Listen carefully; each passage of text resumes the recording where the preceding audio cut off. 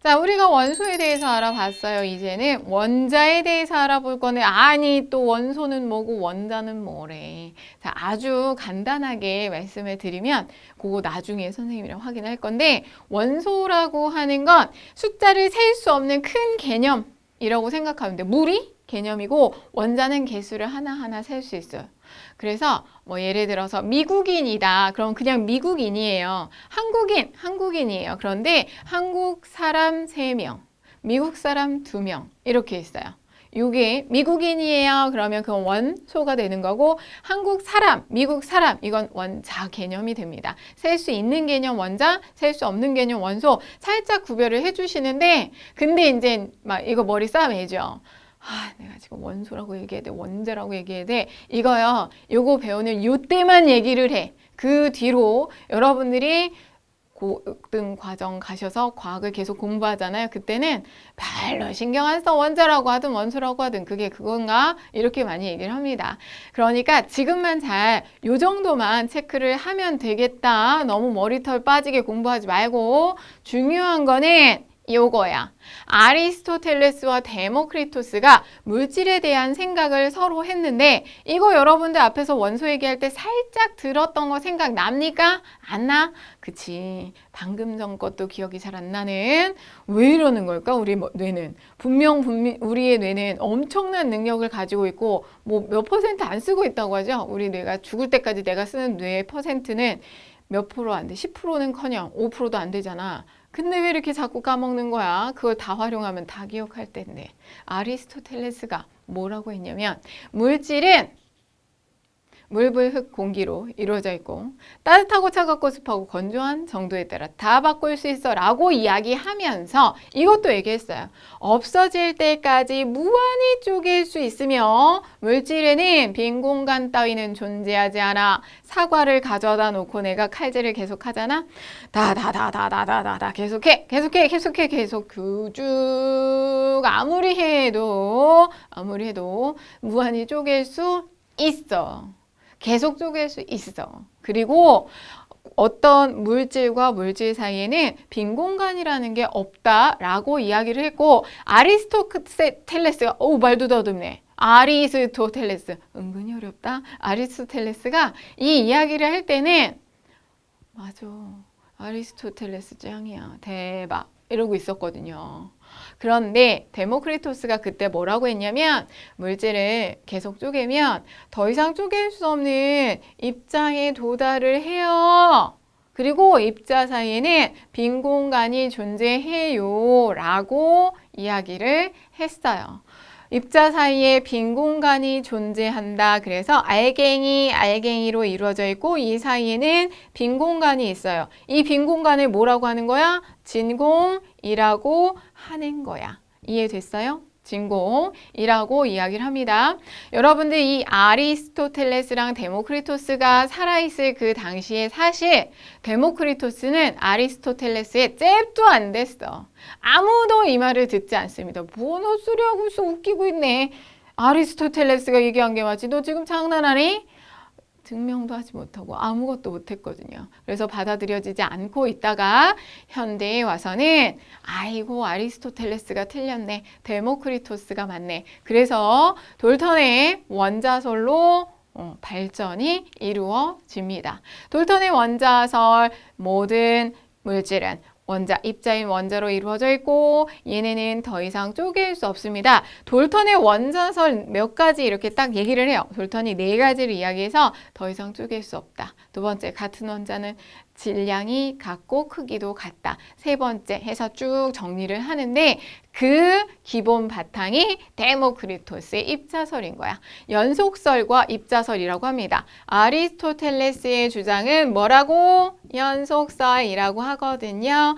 데모크리토스의 주장은 뭐라고요? 입자설이라고 하거든요. 요거 두 개는 비교해서 되게 많이 딱 물어보기 좋겠죠. 우리 친구들이 공부할 때 그거 생각을 하는 거야. 공부 잘하는 친구들은 잘 생각해봐. 공부 잘하는 친구들은 책을 이렇게 보면서 이렇게 문제집이나 교과서를 보면서 요거 이렇게 비교하면 문제 내기 쉽겠네. 이걸 찾아내. 그 왜 친구들 학교에서 시험 보기 전에 야, 너 문제 좀 내봐. 공부 잘하는 친구들한테 문제 좀 내봐. 그러면 그 친구들이 낸 문제가 꼭 나온다?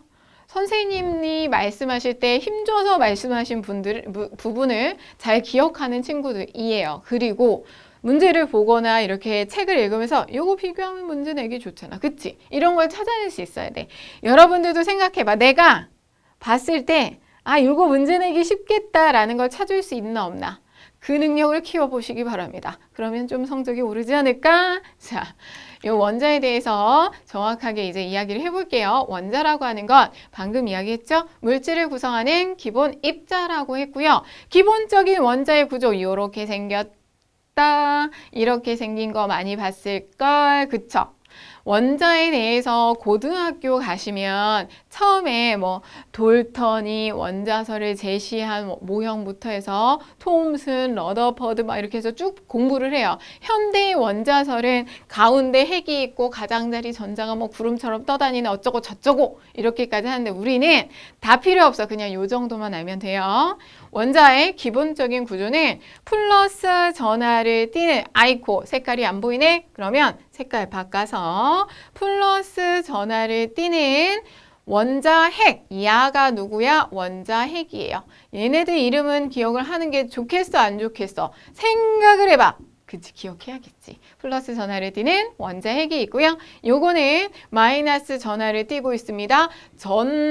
전자라고 이야기를 하는데 마이너스 전하를 띠는 전자라고 하는데 딱 보니까 꼬리가 뿅뿅 슝슝 달려있죠. 뭔 소리요? 그림을 보니까 아 얘네는 움직이나 봐. 그쵸? 움직이게 보이죠? 이렇게 자유롭게 움직입니다. 그래서 영어 원서를 보면요. 앞에 free 이렇게 들어가 있어. 나 발음 안 할 거야. 내가 이거 발음했더니 어떤 친구가 웃더라고.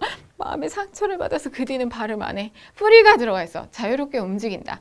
원자 핵은 가만히 있고 그 둘레를 돌아다니는 전자가 있는데 지멋대로 사방팔방 돌아다니고 있습니다. 물론 이 안에서 움직이고 있어요.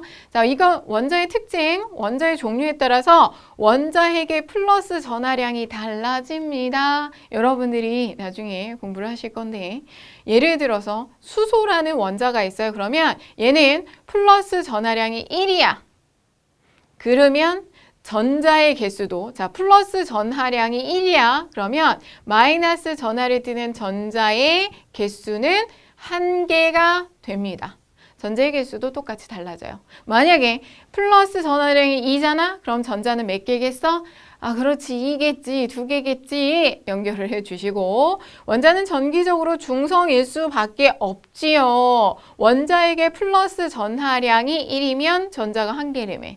그럼 플러스 마이너스 쌤 반대로 또 다른 예로 플러스 전하량이 만약에 13이야. 전자수도 13개요. 플러스 마이너스 빵 되잖아. 쌤 그래서 중성입니다. 플러스도 마이너스도 아닌 중성이고 이유가 뭡니까? 이거를 글쎄 서술형으로 되게 많이 물어보더라. 이렇게 쉬운 걸 원자 핵의 플러스 전하량하고 전자의 총전하량이 같아서 그래 라는 거 알아두시고요.